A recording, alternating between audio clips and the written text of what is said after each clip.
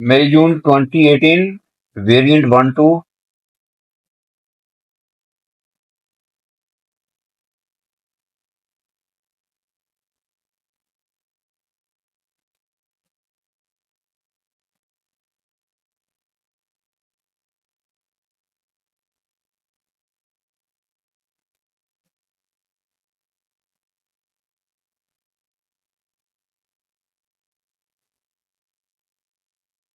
First question of this paper is from binomial expansion. The coefficient of x square in the expansion of 2 plus x over 2 power 6 plus a plus x power 5 is 330. यहाँ से coefficient of x square जो है वो 330 के equal है। पहले हम coefficient of x square find करेंगे। यहाँ से ये दो टर्म्स हैं और दो एक्सप्रेशन।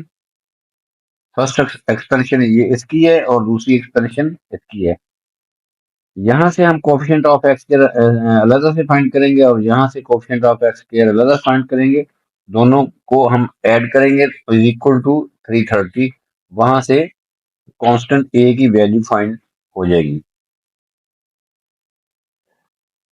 तो we will use to formula to find the specific term. ये फार्मूला हम यूज करेंगे n c r a power n minus r b power r. ये ए और बी जो है ये फर्स्ट और सेकंड टर्म होती है इसकी एक्सपेंशन में ए प्लस बी पावर एन। इस फार्मूला में एन जो है ये पावर है और ए फर्स्ट टर्म को कहते हैं और बी सेकंड टर्म को कहते हैं और आर हमने फाइंड करना होता है। This is general formula in the expansion of a plus b power n. This formula will be used to find the specific term.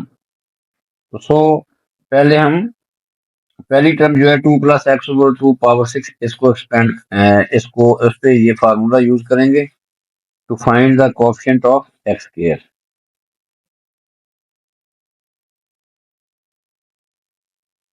पहले हम पूरे क्वेश्चन को लिखते हैं 2 plus x over 2 power 6 plus a plus x power 5. That this is represented by this expression is represented by 1 for reference. इस expression को 1 से हम डिनोट कर रहे हैं फॉर रेफरेंस। अब हमने फर्स्ट एक्सपेंशन करनी है, वहां से एक्स स्क्वायर का कोएफिशिएंट फाइंड करना है। 2 first expansion 2 plus x over 2 power 6. Now we will use this formula. यहाँ पे n क्या है 6 है, a 2 है और x over 2 जो है that is b। We will use this formula और r हमने फाइंड करना है। r की वैल्यू इंटीग्रल इंटीजर में होगी। We are using this formula 6 c r हमने फाइंड करना है 2 की पावर 6 माइनस r और x over 2 power r। Simplifying 6cr 2 power 6 minus r x power r 2 power r। ये पावर r जो है ये x के ऊपर भी आएगी 2 के ऊपर भी आएगी। ये किया इंडिस रूल। तो अब हमने देखना है फाइंड करना है कोएफिशिएंट ऑफ x स्क्वायर।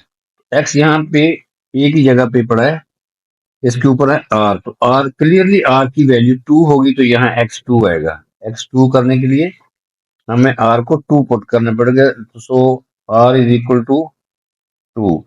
जब हम r को 2 पुट करेंगे यहाँ पे तो ये आ जाएगा 62 2 पावर 4 x2 over 2 पावर 2। 6 से 2 कैलकुलेटर से हमें ये 15 मिलेगा। 2 पावर 4 जो है ये 16 है, ये 2 पावर 2 ये 4 है। तो अल्टीमेटली इसको सिंप्लीफाई करके कैलकुलेटर से तो हमारे पास आ जाएगा 60x²। अब यहाँ पे देखें कोफिशिएंट ऑफ x² जो है वो 60 है। इसी तरह अब हम यहाँ से दूसरी एक्सपेंशन में से भी x² का कोफिशिएंट फाइंड करेंगे a plus x power 5 a plus x power 5 again using the same formula 5 CR a power 5 minus r x power r। अब यहाँ पे भी हमने x² का कोफिशिएंट फाइंड करना है तो r की वैल्यू क्लियरली 2 होगी, फिर हमारे पास x2 आएगा। तो यहाँ r की वैल्यू भी 2 है, तो we gate 5C2 a power 3x²। 5C2 10 होता है कैलकुलेटर से, तो 10 a³ x² आ जाएगा। 10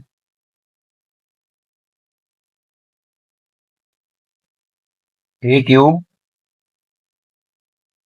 x²। अब ये दो हमारे पास कोफिशिएंट्स आए हैं x² के, तो यहाँ से आया है 60x² प्लस यहाँ से आया है हमारे पास 10a³ x²। तो इन दोनों को हमने कर देना है ऐड। ये ऐड क्यों किया है? क्योंकि यहाँ पे प्लस का साइन है। दोनों एक्सपेंशन में से हमने x² के कोफिशिएंट फाइंड कर लिए, दोनों को हम कर देंगे ऐड क्योंकि यहाँ प्लस का साइन है। तो 60x² प्लस 10a³ x²। यहाँ से x² कॉमन ले लें, 60 plus 10a³। This is the coefficient of x²। x² का कोफिशिएंट 60 प्लस 10a³ और it is given the coefficient of x² is 330। इसको हम 330 के इक्वल पुट कर देंगे कोफिशिएंट को। 60 plus 10a³ is equal to 330। तो 60 माइनस हो जाएगा 330 में से, तो we get 10a³ is equal to 270। a³ is equal to dividing each side by 10, a³ is equal to 27. From here a is equal to 3. Taking cube root of 27 and a³ का cube root है a, यहाँ पे cube root लेंगे तो a आ जाएगा और 27 का cube root वो 3 है। तो so we get a is equal to 3। हमने a की वैल्यू फाइंड करनी है।